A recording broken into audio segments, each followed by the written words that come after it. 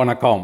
தமிழன் செய்தி களம். சீர்காழி அருகே சுரக்காடு 4 வழிச்சாலை மேம்பாலத்தில் விரிசல் ஏற்பட்டு மழைநீர் அருவி போல் கொட்டி வருவதால் மேம்பாலம் சேதமடையும் அபாயம்.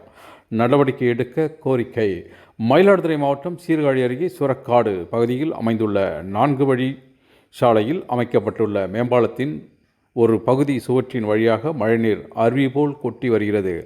மழைநீர் வடிவதற்காக அமைக்கப்பட்ட பைப்புகள் வழியாக மழைநீர் வராமல் மேம்பாலத்தில் விரிசல் ஏற்பட்டு சுவற்றின் வழியாக மழைநீர் கொட்டி வருகிறது.